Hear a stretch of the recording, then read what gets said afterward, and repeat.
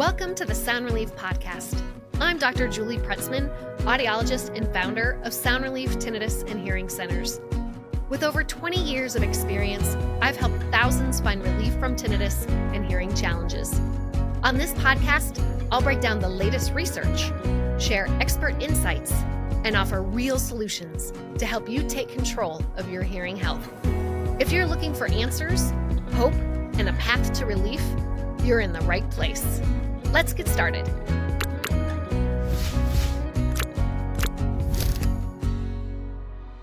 Hello and welcome to the Sound Relief Podcast. I'm so excited to have Dr. Abby McMahon, our audiologist in Fort Collins, Colorado, with us today. And we're going to talk about an article that was recently posted online. The title of the article was 10 Ways to Treat the Ringing in Your Ears Called Tinnitus. This was on AARP.org. And so I thought, what a great topic to discuss here today with Dr. Abby, since she has a wealth of knowledge working with tinnitus patients every day. So some of the background for the article before we dive in here, Abby, was, they were sharing roughly 50 million Americans have tinnitus, or 10 to 15% of the adult population around the world experience tinnitus. And so that's why AARP did this whole article on 10 ways to treat tinnitus. And I thought it'd be great to sum it up today. Before we dive in, Dr. Abby, how does constant bothersome tinnitus impact a person typically? Or what do your patients report to you as symptoms that they experience as a result of tinnitus?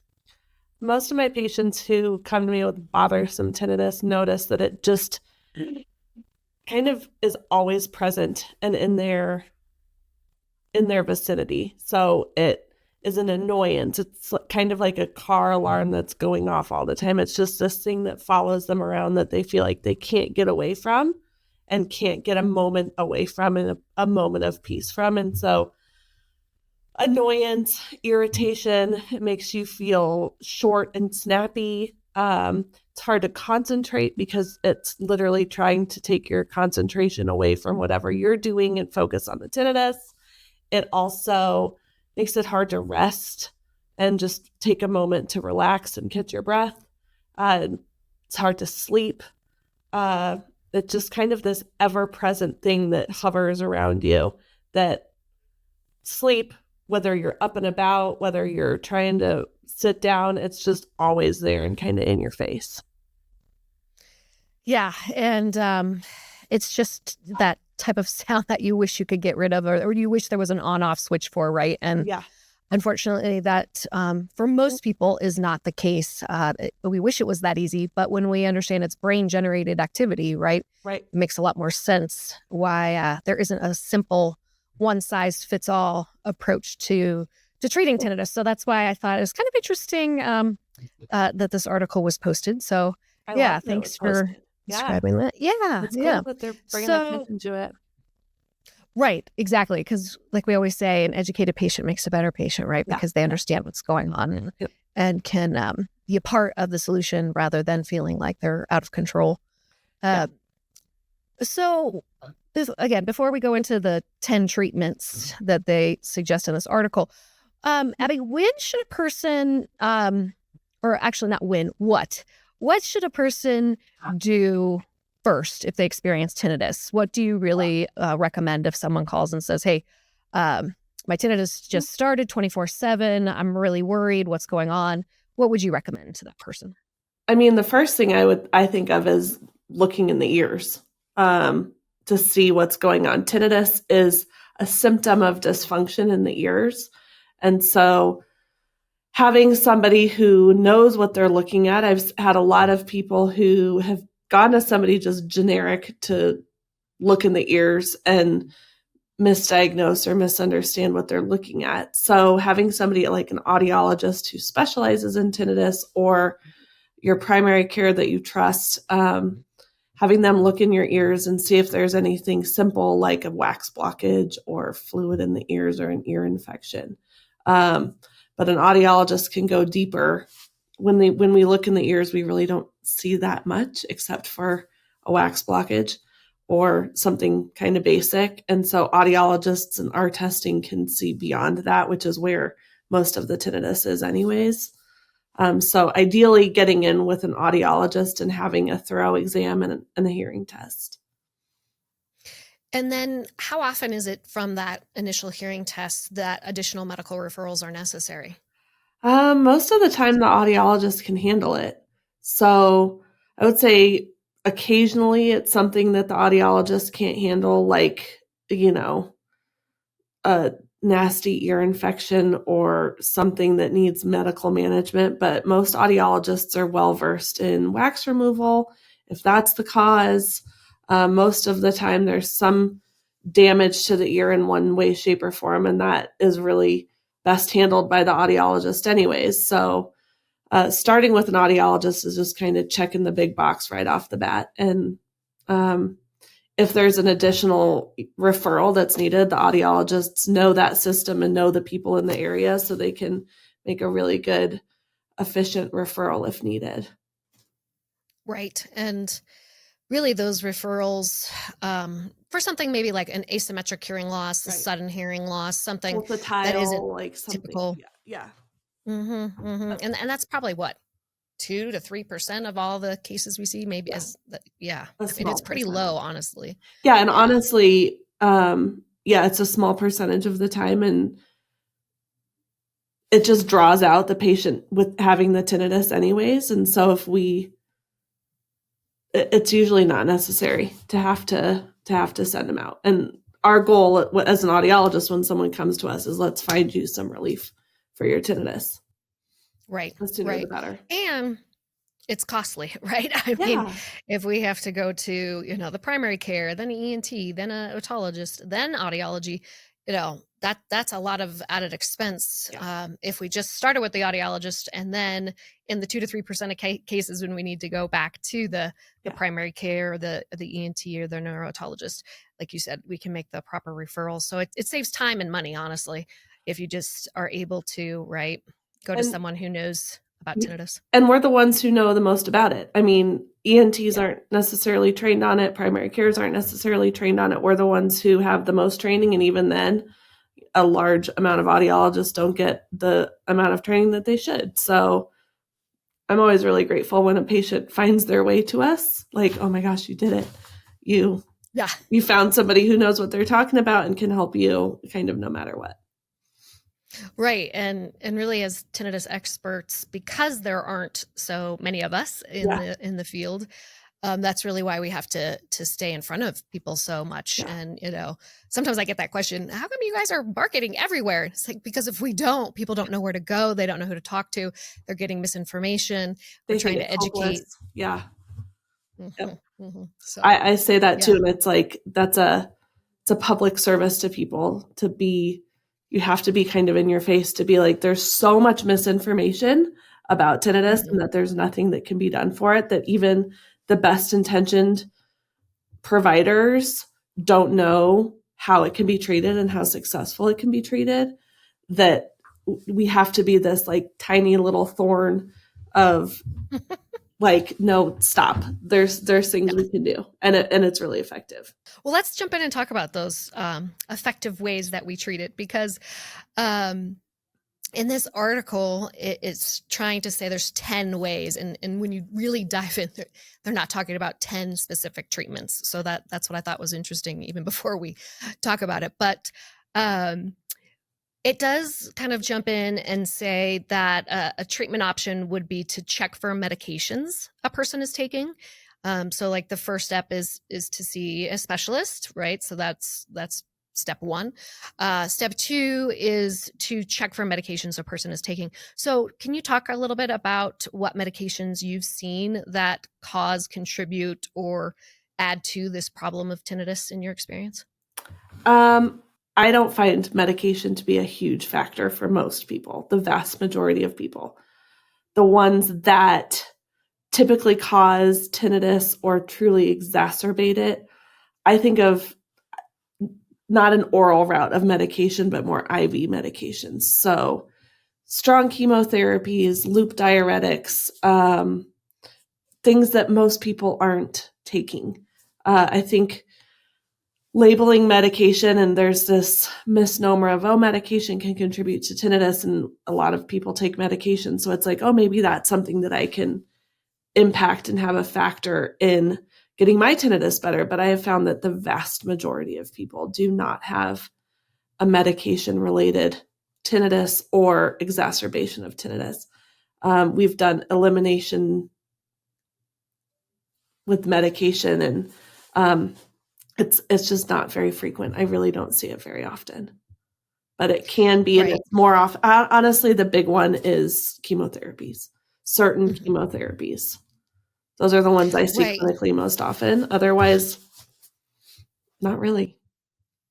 Right. And I'm always telling patients, hey, if you have stage 4 cancer and they're trying to kill the cancer, they're not really concerned about your ears, right? At this point, they're trying to save your life. Yep. They're not really even, because I've had patients come to me and say, why didn't they tell me that the chemotherapy could cause tinnitus and hearing loss? It's like, well, you're right, they should have, but they were so worried about treating your stage 4 cancer and making sure that you could, go into remission and stay healthy and be present, alive. They're not really thinking about your ears at that point in time. So I think it is hard. I wish for more patients that are in some of those, really heavy, cisplatin type chemotherapy therapies, that they would be told that that is a possible side effect. But again, when they're trying to save your life, they're not really worried about your ears. So it's unfortunate, but and then, yeah, like you said, I think, the people that are getting like IV gentamicin in the hospital probably have, something like meningitis or something really life-threatening. And again, they're more concerned about saving your life than they are the fact that you might get some ringing or some damage post-treatment. So you got to kind of put it in perspective, right? Because most people are not in those two scenarios. No. But then I think people worry because you go to the pharmacy and you get an Alka-Seltzer off the shelf and it says tinnitus is a possible symptom. It's like every drug, even over the counter, could have a possible side effect because no two people break things down the same way, right? So if one person out of a million said they had ringing after taking something, they got to put that on the label, even if it was 1 in a million chance. So it's tough. I think it's really hard for people to, they get overly excited about the medications they're taking, but that doesn't mean they, people can't or shouldn't. People should talk to their primary care physician and say, hey, can we look at my medications and see if any of these are more likely to contribute to tinnitus at any level? And if so, could I try a different, maybe the generic brand wouldn't cause any side effects. So it's worth exploring. But I think to your point, like too many people are hyper focused on their medications as the cause, when in reality, when we look at the majority of people, right, they have underlying changes in their auditory system that we can clearly point to as the biggest contributing factor. And not many people are on these ototoxic types of drugs or drugs that damage the inner ear. No. And I think one of the big ones is like, it says like Advil and Tylenol can cause it. Well, everyone takes Advil and Tylenol, and if 10 to 15% of the population have tinnitus, it's like, ooh, maybe that's it. No. No. Well, and I think studies have shown, right, you have to take like 10 aspirin a day to cause tinnitus. Exactly. If you're taking 10 a day, we probably have bigger health issues going on. Exactly. And like what else is going on in your body, and is it actually the anti-inflammatories or not? So it's, and working with the primary care on that's great. But I just think that a lot of people put hope in it because it's tangible. It's something you can do. It's something you can, have an impact on, but it's just, as an audiologist and a specialist in tinnitus, it's just not something that I hold a lot of water with because it's not that clinically impactful. It really isn't, unfortunately. I mean, fortunately and unfortunately, but it's not something that's super impressive clinically. I agree. Totally. And I think we already touched on this. One of the third treatments the article mentions is earwax removal. And how do you know if you have excessive amounts of earwax that's causing tinnitus? What do you think are some of the common signs that it could be wax causing or contributing? I think the big one is if it's on one side. Like it's really random and rare to get a wax block. So you can have like 80 or 90% of your ear canal full of wax, and the sound's going to find a way through it and not going to cause tinnitus. So it's when that tiny little hole of wax closes up and you get a full blockage in the ear canal that tinnitus usually comes about. And that's really rare to have it come and both of them be blocked at the exact same time. So it's people who are like, I have a tinnitus, all of a sudden it's just in my left ear. That to me is like, oh, it might be wax. Because tinnitus most of the time is in both sides. I can't think of a time when somebody came to me and had tinnitus in both ears and it was only due to wax. Right. So a wax blockage is a legitimate reason, and it can definitely cause tinnitus, and it's a easy way to get rid of it or make it better if that's the case. But there's usually something else going on. But if it's in one ear, I usually think, oh, it could be wax. Right. Yeah. And, most of those people usually report some symptoms like I feel plugged up, my ear feels full, Yep. it sounds muffled all of a sudden, and you're like, okay, and it's only on one side. Okay, it's probably wax. Yeah. Let's get that out of there for you. So those are easy cases. The ones that are harder, I think, are people that have had tinnitus for 10 plus years and they're just adamant, like, it's got to be wax. It's got to be wax. And I'll say, you really think you've had a wax infection for 10 years or that this has been going on for 10 years? That's so unlikely. So not typically the case. But that's the first thing we do, right? We do this for every patient. The first thing we do is look in the ears. And what I love about today's technology, there's cameras for everything, right? So the fact that we have video otoscopes in our offices so that we can show our patients with the camera, look, your ear canal's totally clear, healthy, shiny. I can see your eardrum. It's healthy. Yep. And then we can do further testing on the middle ear system, right? And verify there's no fluid behind the eardrum, because we always tell people anything that blocks sound transmission from the outside in could cause or contribute to tinnitus. So we, like you said, we always are going to rule that out anyway. Yeah. But I think it's hard when people are just, so adamant that I have wax in my ears. I know that's what it is. And then you show them and there's no blockage, because you can also feel like your ears are full or muffled or plugged just from untreated hearing loss, right? Yeah, that's a really common one. It feels like there's like cotton or something in there and you're like, I just feel like I need to get it out. And that's literally what your brain's noticing too, which is what's causing the tinnitus, is it's noticing it's dull, something's missing. And if it is wax that causes it, great, but it's definitely not the majority. It's pretty rare to have a total full impaction of wax that's totally blocking the sound in your ears. Even a little bit of wax isn't going to do. Even a lot of wax isn't going to do it. Right. Because I don't think people remember, or maybe they were never taught in school, right? The basic ear anatomy. Most ear canals are a good inch and a quarter long. So, and wax develops from the back of the ear and then starts being pushed forward with the dead skin. So if you have a total impaction, that's been happening over a long period of time. Yeah. And like you said, the sound wave can still get through. I'm always telling patients, you only need a pinhole size opening for the sound wave to get through to the eardrum. Yep. So you can have almost your entire ear canal almost completely impacted and still be getting sound through it. Yeah. It's quite amazing, right? So I just think people don't perceive correctly the anatomy of the ear and how it all works. And so I think we spend a lot of time talking about this, educating people, and people always say, how could I clean my ears at home? Or what should I do to maintain my wax? What do you often tell patients if they ask you, what should I do at home? Can I use a Q-tip? And can I clean my ears every day? What's your advice to patients? Honestly, I think looking at the ear, usually if somebody has a wax buildup, there's a reason why their ear's not naturally cleaning itself, because the ear naturally cleans itself for the majority of people. And so for those people who have consistent wax issues, there's usually a reason. And so an audiologist should be really good at that. A lot of times, and the most common thing I see is a narrowing of the ear canal at the opening of the ear canal. And so the wax gets to that point and then it just log jams and it just builds up. And so for those people, just finding strategies for them on making sure your ear's clear, and then maybe using your finger in the shower, getting some water right at that opening, and teaching them how to open up the ear canal so that that wax that's sitting there can come out.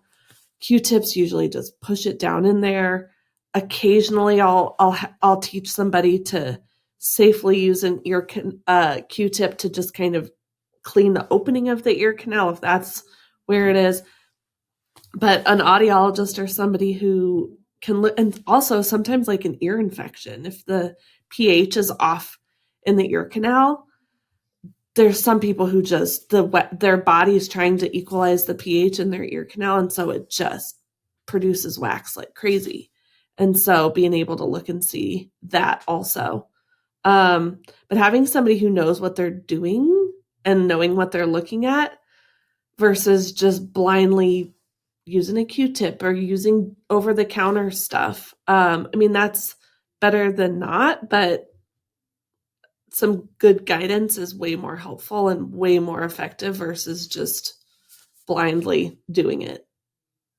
Right. Yeah. I mean, I think it's such a delicate balance, right? When you're talking about the pH balance of the ear canal, right? If people over clean their ears and overuse the wax kits, the D-Brox or the, Murray, whatever brand it is, if they overuse the drops, the earwax removal drops that you can even just get at the pharmacy, you're going to make your ear canal too basic, right? The pH level is going to go too low. And then you're going to promote like swimmer's ear or an outer ear infection. And then you're going to make the whole system worse. And then we got to get it back to middle. And then some people who have oily skin, I think that if you're more likely to have oily skin, you're more likely to have oil in your ear canal. The more oil you have in your ear canal, the more likely you have more wax buildup. And then they get like a little bit too acidic probably in the ear canal and start overproducing this wax. So you're right. It's such a delicate balance. And I find so many times people are overdoing it. Like if you were to use a wax kit to help at home, I'm always telling patients, you shouldn't use that more than once a month. If you're using it weekly or daily, you are going to upset that pH balance and cause more harm than good. So yeah, I think people just get a little bit overzealous with the wax situation. And it's like, let us help you. We need to look. You can't see in your own ear. So how do you even know what you're doing is helping or even necessary, right? Because you don't need to be putting drops for wax in your ears if your ears are totally clear. That makes zero sense, especially in Colorado. It's so dry here. That's usually more of what we see. It's like dryness, but and the ear is like the ear most of the time is like it's homeostasis. It's like leave it alone, let it do its thing. Let it clean itself, let it maintain its pH. Just don't mess with it. And then for our patients, right? We have them come in. I mean, with your high wax ears, we can probably help them maintain it. Every 4 to 6 months is all that's needed. Yeah. If it's more than that, there's usually something else, something else that we can do. And ear candles don't work. Oh gosh, air candling. Yes, do not use these. Right? I mean, we've seen the studies that I think that wasn't too long ago, right? The study that another study that showed stop doing this is doing absolutely nothing to get wax out of your ear. It makes you feel good because you see something in it, but it is totally useless. And you just have a big old flame next to your head. So don't do it. Why would anyone want that heat near their hair, near their ear canal? There's only one layer of skin in the ear canal, super sensitive. I never understood that, but I know there are people out there that swear by it. But what's really happening there, right? People ask me, well, how come I saw wax come out of my ear? It's like, well, it's suctioning the oil out of your ear. The oil in your ear is yellow. The wax candle's white. So it changes the candle wax from white to yellow, and you think it's earwax. It's just the candle wax being changing colors because of it getting a little bit of oil out of your ear. But you can't get a suction effect out of an ear candle. It's not possible. And it's very easy to look in the ear. Okay, let's see how much wax there is. Do an ear candle. Look in the ear. Same. It looks exactly the same. Like if it worked, we're looking for all things that can help. It doesn't work. Don't waste your money. Like if they worked, it doesn't work. we would be handing them out Yeah, because that's like our least favorite thing to do, right? yeah, Is cerumen management or yeah, wax management for yeah, patients. But we know we need to help people. But if it worked, we'd be handing out yeah, candles left and right. exactly, exactly. Yeah. So the fourth treatment that this article talks about is using a hearing aid to potentially help in treating tinnitus. So how could a hearing aid potentially work, and how often do you find that just a hearing aid alone does work for tinnitus? I mean, it's definitely one of the better things to do. If there's damage to that auditory system in the way of sensory neural hearing loss, which most people who have tinnitus have some amount of damage in the ear, and most hearing loss, most damage to the ear. When we say damage to the ear is hearing loss. And most hearing loss is sensory neural. It's down in the inner ear. It's nerve related. A hearing aid is great at filling that in. A hearing aid is great at filling in what the ear is missing, which caused the tinnitus in the first place. So hearing aids in and of themselves are helpful. It's not always the total answer. I would say if there's any sort of bothersome component to tinnitus, which is true for a lot of people, most people's tinnitus is that high frequency ring. And that's not a nice sound. So the brain typically doesn't hear that and go, oh, I love that. That's so soothing. It goes, oh, what is that? I don't like that. And so we have to usually supplement a hearing aid with something else in order to really calm down the body's response to the tinnitus. A hearing aid's really helpful, but it's not usually the whole answer. Right, right. So two things come to mind that people ask us all the time. I don't, for instance, I have patients that will say, my hearing loss is not noticeable. I don't care about my hearing loss because I don't notice that I have hearing loss. Yep. I just want to treat my tinnitus. If that's the case, and we do see in their testing that there is even mild hearing loss, what would you say to that patient? You know, your brain's obviously noticing the hearing loss, which is why you have the tinnitus. So it's really hard to correct the tinnitus unless you first address the hearing loss. Even if it's not impactful to you noticeably every day in terms of your communication, your brain, it's noticeable to your brain, which is why you have tinnitus. So even if you don't notice it, you have tinnitus, therefore your brain's noticing it. So you can't really treat the tinnitus without treating that mild hearing loss. There's Yep. also, I also like to say that there's this wide range of normal hearing. So we consider normal hearing 0 to 25 decibels. Well, that's a pretty big area. That's a pretty wide range of sound. So when you start getting into that mild hearing loss range, it's kind of a misnomer of mild doesn't necessarily mean non-impactful. So a mild hearing loss can still be impactful to your brain, to your processing of sound. And sometimes you don't even notice that you're missing it until you fill it in.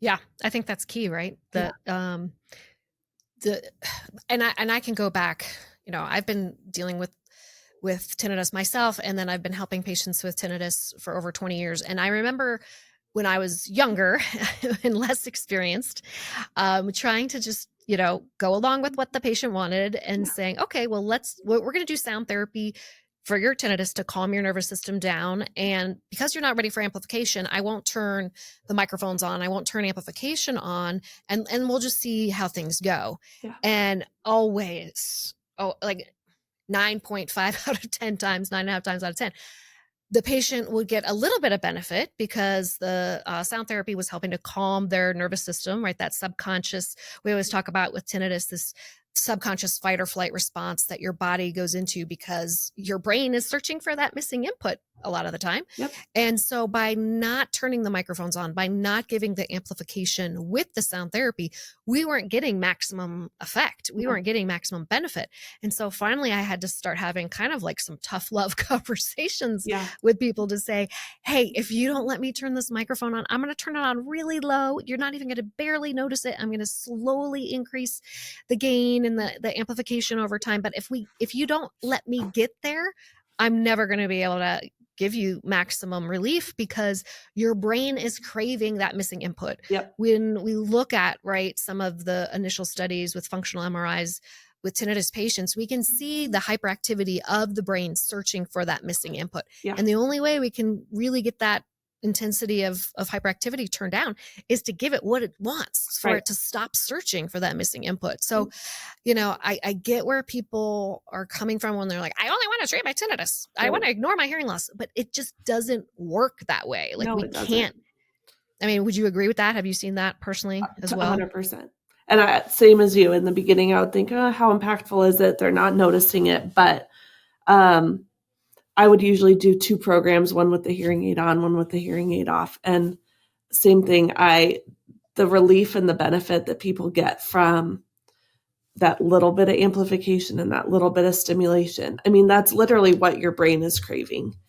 And so treating tinnitus without that is not as effective. I mean, it's like, it just doesn't work as well. And so one of the things that I'll see and one of the things with those patients is sometimes reducing that hyperactivity with having the hearing aid on and the sound therapy. Sometimes, you know, you get to the point where you can wean off of it.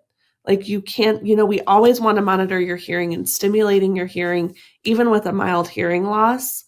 As an audiologist, I look at that and I think, I don't want to just abandon stimulating that, but getting tinnitus down, getting the stimulation from the mild amount of hearing loss, we can sometimes wean off of that.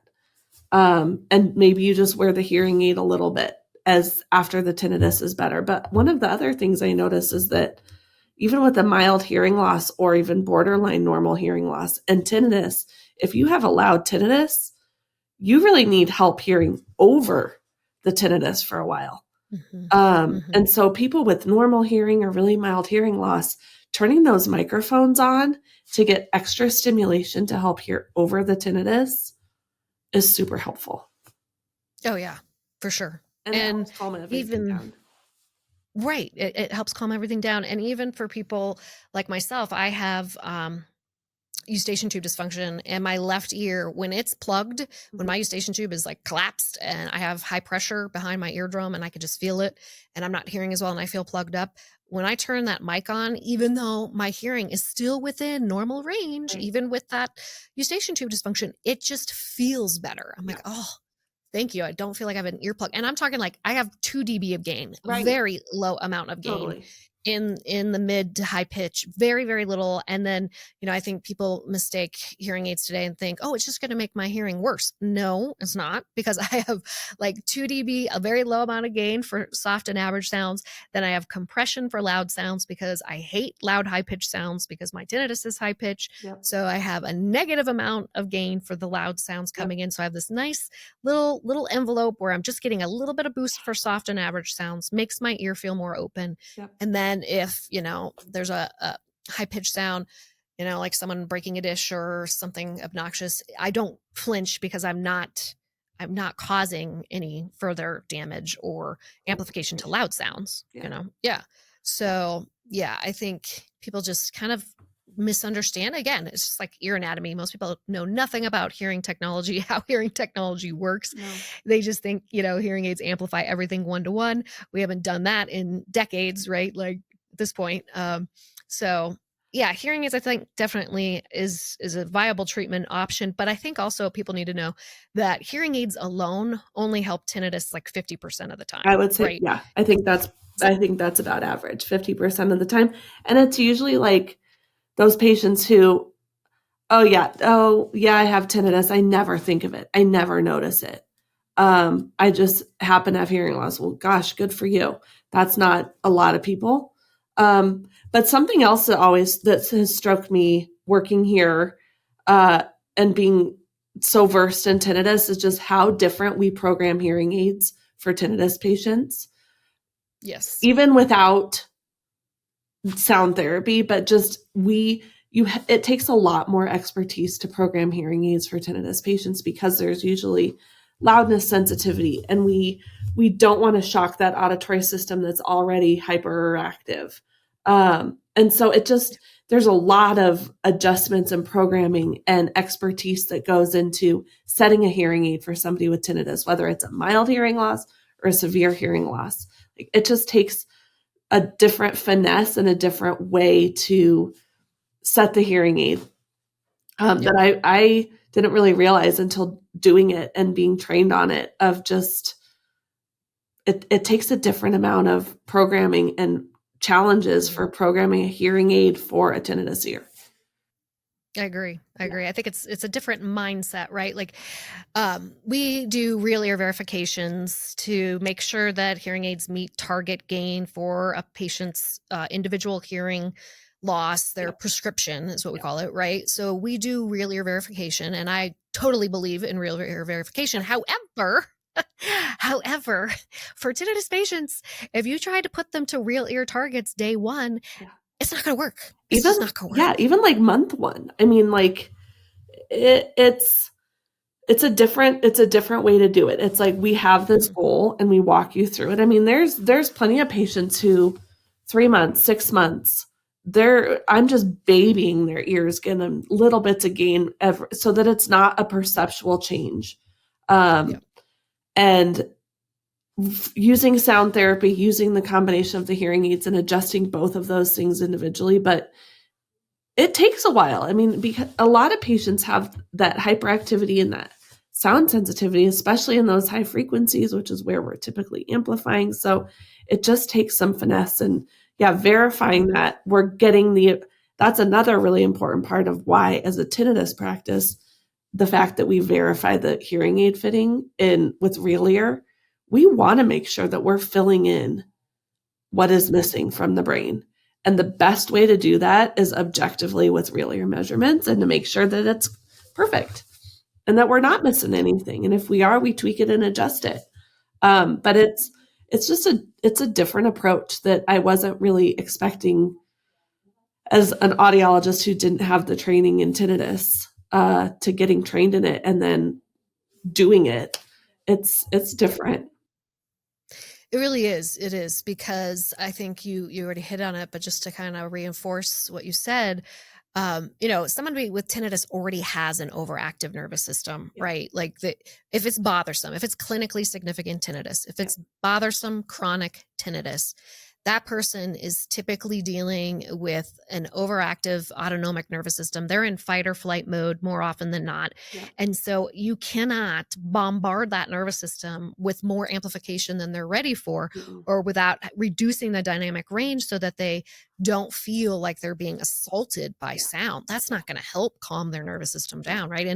And if you're not trained in this, if you're not aware of the side effects, that, putting someone to real ear target day one and being like, oh, well, you should be perfect because we verified that your hearing loss is completely corrected day one, and just get used to it. Yeah. That's not going to work. We know that. And then they're just like this, and they're like, oh my gosh, this is supposed to be better. And then they won't wear treatment. It. Yeah. And then it's not going to benefit anyone because they won't wear it. It's not in their ears. And we know the brain likes consistency. Everything needs to be consistent. We need that daily dose, that daily exposure to sound therapy for it to work. And if we're incorporating amplification because we have to get the missing input back to the brain, we just have to do it in a slow, gradual way so we don't offend that nervous system that's already feeling under attack. So I think, hearing aids are a great option, but hearing aids alone, like we're saying, only work about 50% of the time. Yeah. So that leads nicely into the next treatment option the article mentioned, which is prescriptive sound therapy. And actually, I think they just mentioned the word sound therapy. Sound therapy. And we here at Sound Relief like to talk about prescriptive sound therapy because no two people are the same, right? Mm-hmm. So how, in your experience, how does prescriptive sound therapy help tinnitus patients? prescriptive sound therapy, even for people who have a non-bothersome tinnitus, usually benefit from prescriptive sound therapy. Sound therapy is like the ear level. So coming in through your hearing aids, programmed correctly to the right volume. So it can't just be sound. It's not just every major hearing aid today has the major brands have a tinnitus feature. And you can't just turn it on and set it and say, oh, check, like we're treating your tinnitus. No, it has to be set correctly in each ear in order to be therapeutic and actually work. Otherwise, it doesn't work. It can make it worse, or it's just not doing anything. So it has to be set correctly. And the goal of that sound therapy is to calm down the subconscious limbic system. We want it to be this thing that's gentle and subtle that your brain interacts with in a positive way in order to treat the tinnitus. And it takes a while, but you can usually start to see some relief within a couple weeks to a month. Like your body should just kind of interact with it and go, oh, that feels so much better. But it takes repeated exposure to it, and it takes adjusting it over time. It's not like, here's your sound therapy. This is going to treat your tinnitus. See you later. If it's doing what it's supposed to be doing, your brain interacts with it, and those levels change over time. And we have to kind of find this therapeutic level for you over time. And so having somebody who programs it and adjusts it and can match it and keep it at a therapeutic level during your treatment is essential. Otherwise, it's not doing what it's supposed to do. Right. Yeah. I think, I'm always telling patients, if the sound therapy is not soothing and calming to you, it is not going to work. Yeah. And sometimes in the beginning stages, right, patients don't really know, like, well, I don't know if this is going to be soothing and calming for me. You just turn it on. And it's like, yep, that's why we're going to go have you try it for a couple of weeks and you're going to come back. If it's, and then it's always, I think, too level dependent, right? So if it's too loud, it's going to be annoying. And if it's too quiet and you can't hear it, you're straining to hear it, that's not going to be effective either. So it's like trying to find, it's like the Goldilocks dilemma of like, which is the perfect setting? That's a great analogy. Right. Yeah. And it could take some time. And that's why it's so important to have someone you can work with. Like you said, it's not a one and done. It's not set it and see you later. Like, unfortunately, our perception of sounds can change over time. What was once soothing can become annoying, and then we have to go a different direction.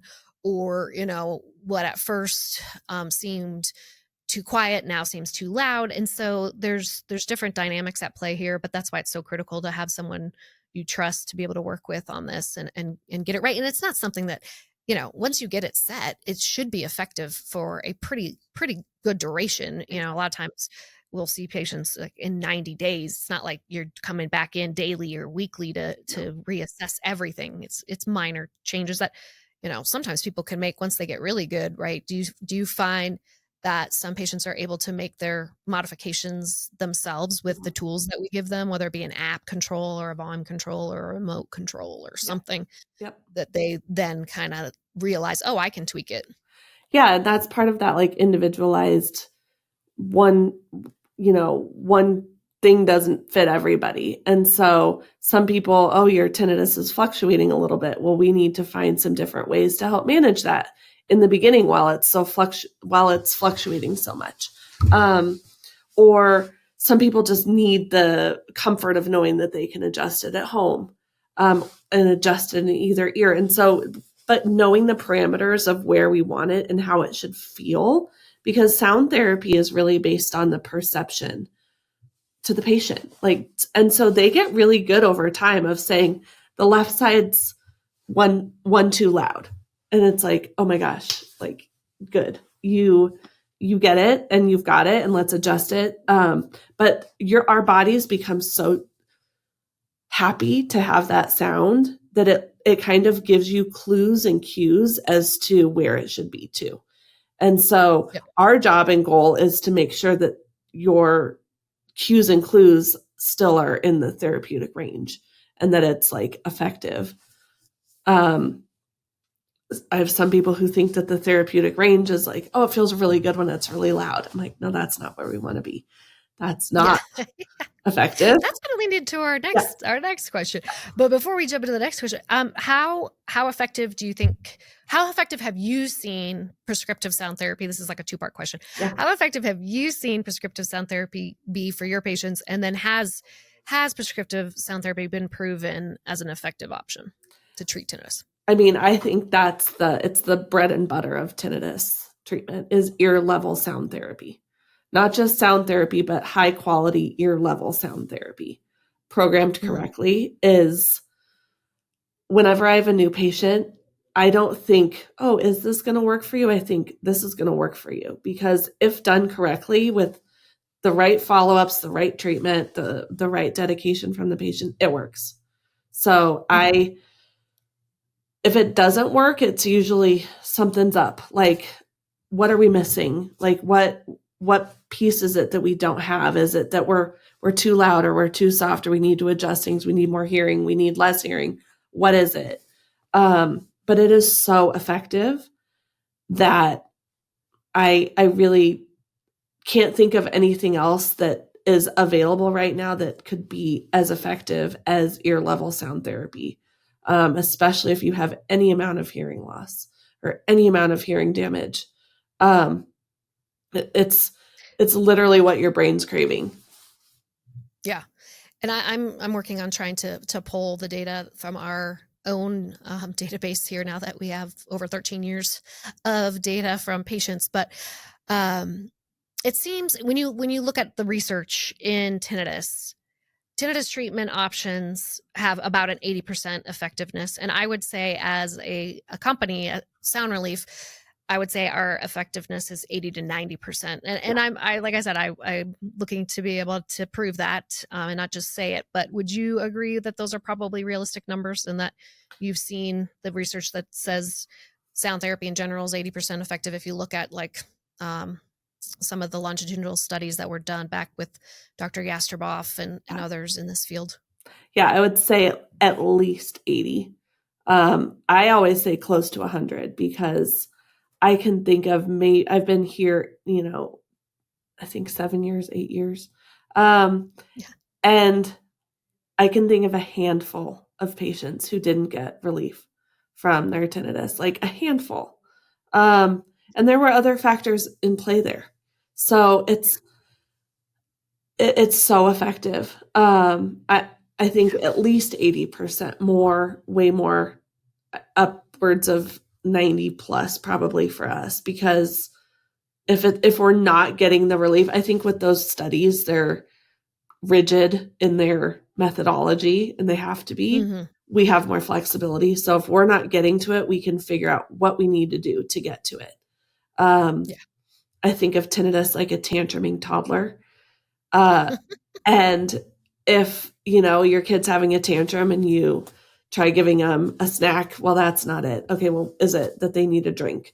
Like, what is it that we need to give them to calm them down, to calm that system down? We have a lot more flexibility and knowledge to be able to get it calmed down. So it should calm down. It's a pretty predictable beast to us, I think. Right. I think you're right. And unlike toddlers that are having difficulty communicating, when we're mainly helping adults, we're able to communicate more effectively as to, what are your triggers and when are these happening in terms of your tinnitus flare-ups? And let's figure out how to manage these together and not only give you the prescriptive sound therapy, right, but some lifestyle modifications and some additional skills that can help manage those spikes, right? So I think that's what makes our approach different too, is we're not just relying on the ear level devices. Although to your point, and then we'll move on, ear level devices are so key. I mean, when my tinnitus really flared up and I had, essentially normal hearing, I wasn't even dealing with really the eustachian tube issue at the time. Ear level devices that I could wear 8 hours a day without thinking I could, go about my day. It's just playing in the background. It was subconsciously calming my nervous system down. And at the time, I didn't even have the amplification turned on. So I was using pretty much strictly tinnitus sound generators at that point. But then when my flare-ups occur with the eustachian tube dysfunction and the negative pressure buildup, then I could turn the amplification on. So that's kind of another example of you saying we have to figure out how to pivot based on what's going on with the patients, and do they have additional symptoms at play that contribute to the fluctuations, because there can be fluctuations day to day, right? So Yeah. the fact that we've seen pretty much every scenario under the sun and then how to manage those different combinations, I think is really what can make a big difference. Huge. And managing it over time. So it's Yep.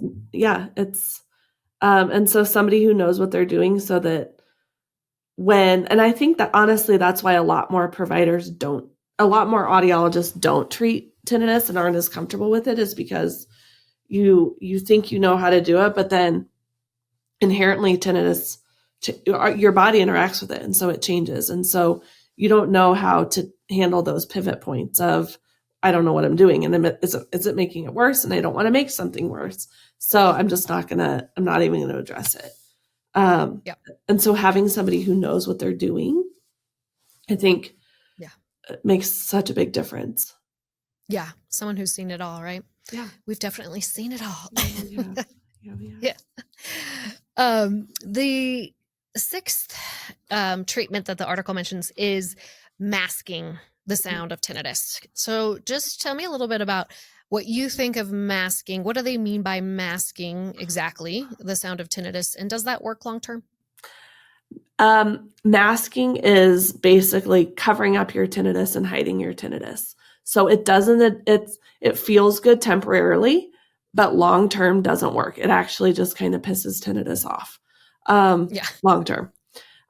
So we're ear level sound therapy, and the approach that we use with tinnitus retraining therapy is teaching your brain. It's not hiding the tinnitus. It's teaching your brain, this is there, but it's not scary. It's not anything that you need to pay attention to, so that you're not dependent on these devices in your ears.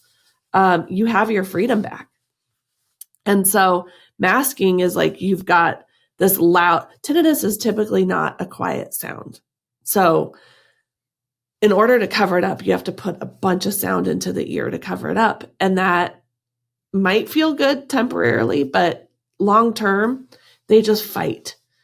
And so your tinnitus, you don't treat the fundamental irritation in the auditory system and in the limbic system we want to calm it down, not aggravate it. And masking just aggravates it. So I almost think of tinnitus like you've got this wound, and masking is like damage control. It's like putting pressure on the wound. It might feel good temporarily, but it's not going to heal it. Ear level sound therapy is like healing that wound from the inside out. And so there might be times to mask your tinnitus if it's really bad, but you need specific guidance with that. And even then, I really don't recommend it very much. Yeah.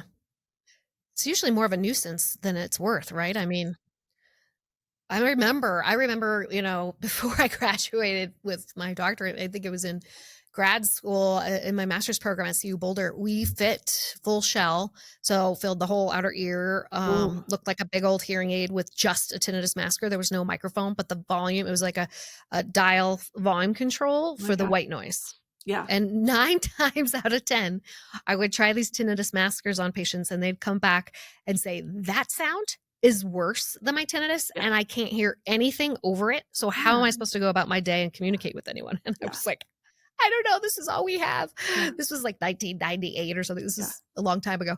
But masking was attempted a long time ago and was proven ineffective, because you just constantly are chasing that volume to the point where it gets so loud, it's more irritating than the tinnitus itself. So it's like, maybe for short-term relief, if you get relief from just saying, I need a break and I'm just going to turn on some white noise for 5 minutes, but there's no way you could do that, right? 24/7. It just doesn't make any sense. No, and then can you imagine, like, you have to wear these 24/7 for the rest of your life? Otherwise, if you take them off, your tinnitus is like right. No. It's probably louder than ever. Yeah. Masking, and it's really frustrating to me. I'm sure you've heard the same thing. It's really frustrating to me when some of our medical professionals will say, well, you could just try masking it, but I don't know that that's really going to do much. And oh, can I go see those people at Sound Relief? Do you think they can help me? Oh, well, they just are going to teach you to mask your tinnitus. And it's like, no, that's not what we're doing. No, We are using something totally different than maskers, right? I cringe when I hear somebody say masking or talk about putting masking in hearing aids, who supposedly knows what they're doing in treating tinnitus. Like if you are treating tinnitus and effectively treating tinnitus, you do not refer to it as masking. It's not masking. We audiologically, yes, we're using a masking level sound, but it is a totally different approach in theory to masking. Like it's not. I always say what we do is mixing. Yes. We're mixing, not masking. Yeah. We got to find the mixing point. We got to find where you still hear a little bit of your tinnitus and you hear the sound therapy. They're both low in the background so that we're distracting your brain. But if we said, can you still hear your tinnitus? Patients say, oh yeah, well, yeah, it's mixed in with the sound therapy. So I can identify the two signals, but never all I hear is the sound therapy and my tinnitus is totally gone. That again, that sounds nice, but that's not therapeutic long-term. That's not going to fix the problem. That's just putting a Band-Aid over it, right? Yeah. And then you rip the Band-Aid off and like you said, the wound isn't healed. No, you've got to heal it. And you have to understand that healing takes months. Like it's not time. Yeah, it takes a while. But then it's healed and you're like, oh, it's healed. I'm good. I can live my life and not be bothered by this and annoyed by this and moody because of this and stressed out because of this, which was the number 7 treatment approach the article mentioned about reducing stress to treat tinnitus. So we know stress is a common trigger. It's definitely one for me. If I am under stress, usually like around the holidays, my tinnitus will always kind of creep back up and then I'll put my sound generators back on and get it turned back down. But why do we think stress is such a big deal for tinnitus? The limbic system is the driver of tinnitus, and the limbic system's responsible for mood, emotions, memory. So when that system is stressed by anything, and it's subconscious. Like it doesn't have to be this, oh, I'm so stressed out. Subconscious stuff. The auditory system plays off of that. So it's just a natural offshoot of it. And it's probably the most common stressor of tinnitus. That's a really bad way to put that. Stress is a really common trigger that will make tinnitus worse. Yeah, for sure. And that falls, because it's just stress is such a pervasive thing in our lives these days that it's just this undercurrent that unfortunately tinnitus plays into that. And our bodies feed off of that. And when you have tinnitus, your body just interacts with it in a way that's not usually helpful. And so one of the things that we do here is knowing and recognizing, oh, that's a trigger for you. And then giving you tools to manage that more effectively in general and specific to the tinnitus, which is really effective at helping so that if it does trigger the tinnitus and not make it worse, you've got tools and you can make it, it's not going to spike like it did. It might make it a little bit worse, but it might spike to a 2 out of 10, whereas before it spiked to a 8 out of 10. Yeah. And the number 8 kind of leads right into what you're saying. The article's mentioning cognitive behavioral therapy or CBT for tinnitus patients. So how does CBT help? Because stress being a trigger, I find that some of the tenets of CBT that we can incorporate for patients with our TRT protocol or our tinnitus retraining therapy can really help. How have you seen CBT be helpful? Well, first of all, just the fact that tinnitus relief, getting that wound healed from the inside out and getting that auditory system desensitized is not an overnight thing. And so while your tinnitus is coming down, having tools and understanding what's happening. So tinnitus inherently kind of does this. It's not just, for most people, it's not just like I have it and it's just constant and it never changes. I never think of it or I always think of it. It fluctuates. And sound therapy is really helpful, but cognitive tools in your toolbox for any chronic condition. There's not a one size fits all. This is going to be the thing that's going to help you and it's going to give you total relief.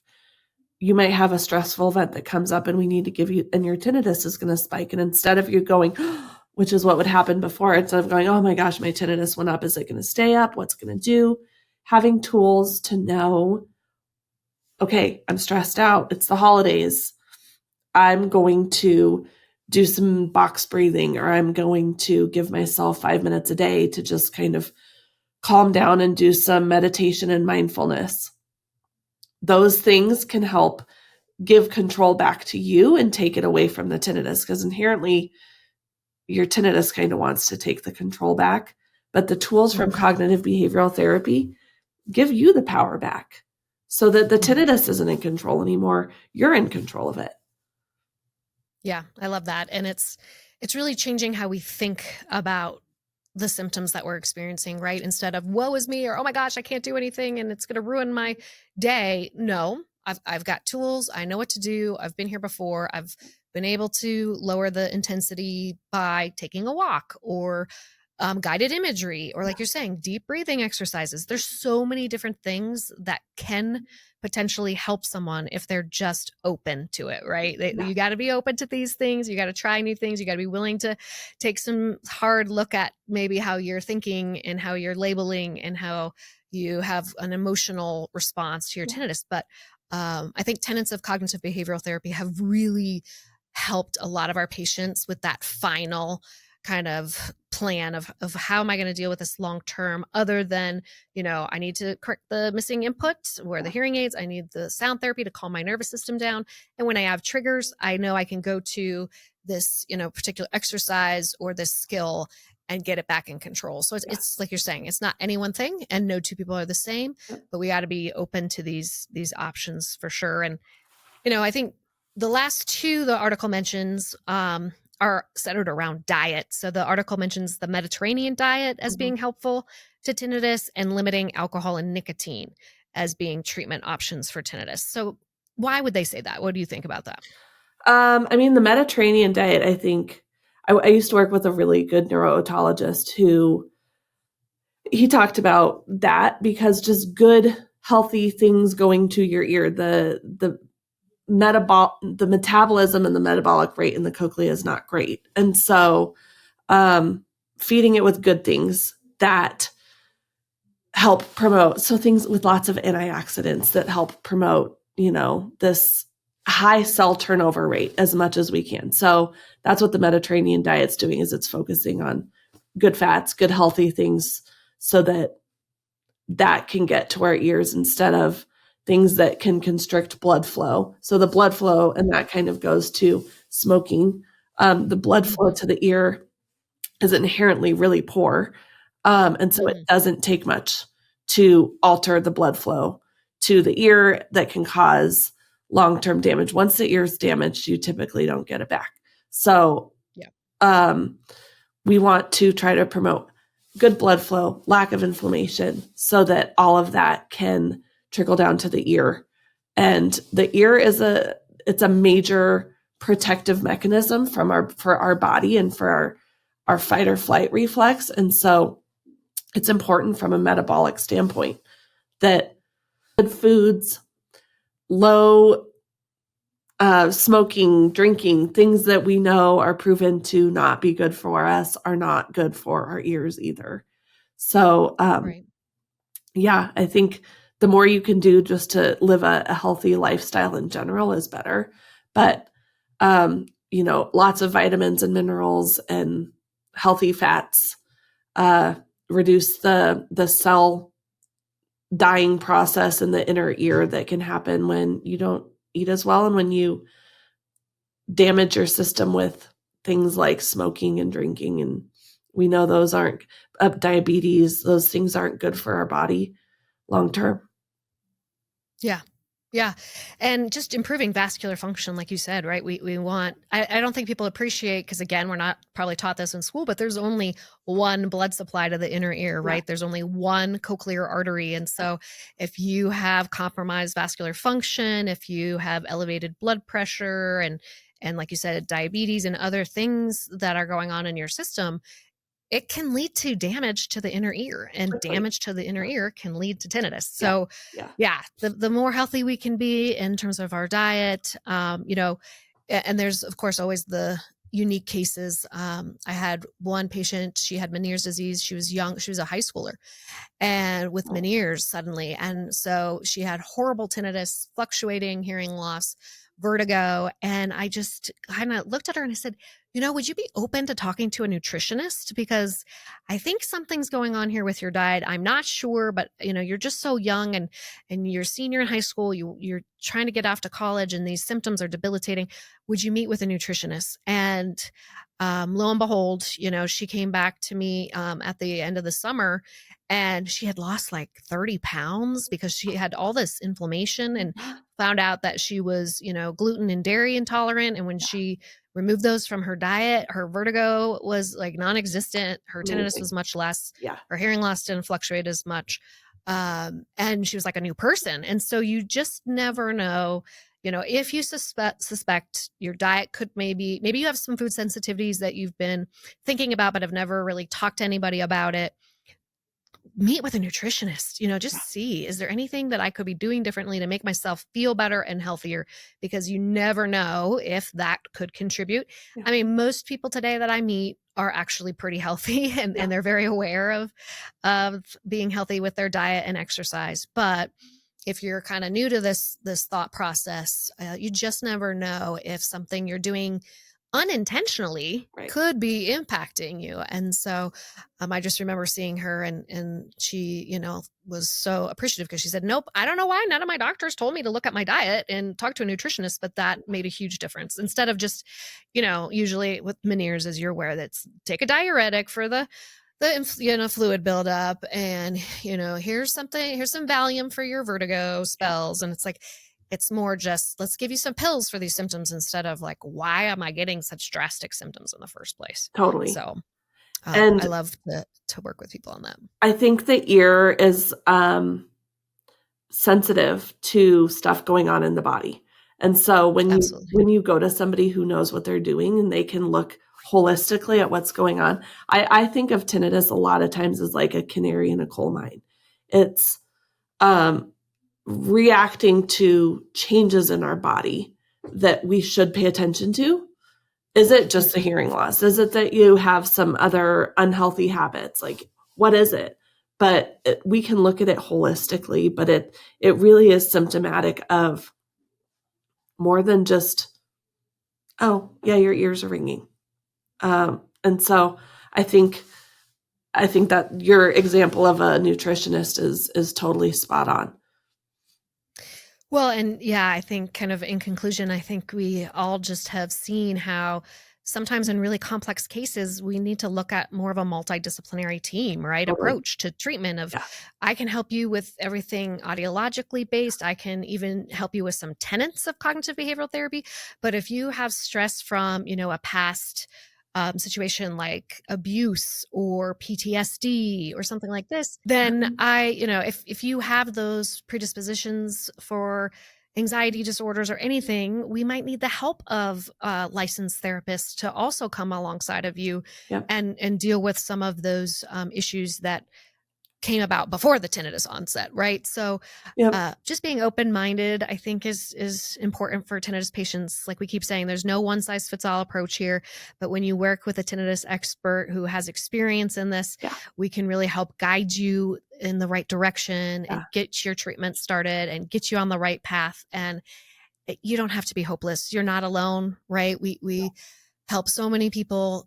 And I still see, on our YouTube channel and different places where patients will say, there is no treatment for tinnitus. Why are you keep saying there's treatment for tinnitus? Because there is. And we've helped thousands of people with tinnitus. And so I just want to make sure people realize you're not alone. We're here to help. There are options that work. Yeah. 100%. We Yeah. wouldn't be here. We wouldn't be, right? Yeah. Sound Relief wouldn't still be in existence if we weren't able to No. help people. So the first step is you just have to come in and talk with us, right? And get an evaluation done so we know how to point you in the right direction, how to get you started. Yeah. And then we can go through these different treatment options and align which ones will work best for you. Yep. So I totally that's agree.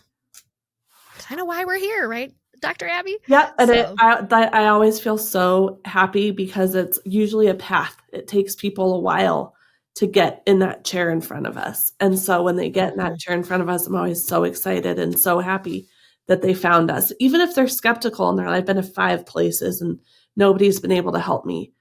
I love being able to say, you're in the right place. We have all the tools that we need to be able to help you. You're not unique. I mean, you are unique, but you're not somebody who it's like, oh, I know you're right. We can't help you.